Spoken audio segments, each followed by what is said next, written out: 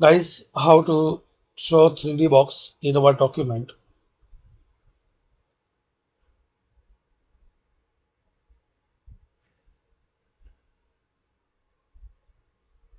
Click on insert shapes and here select this cube and draw here. Adjust the size,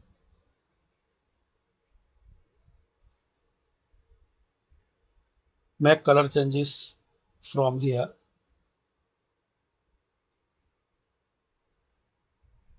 Shape effect and shape outline.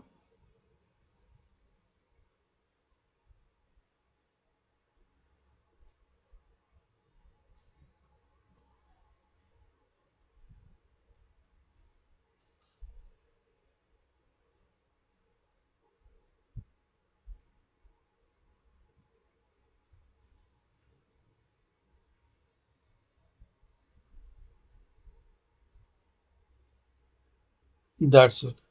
Thanks for watching.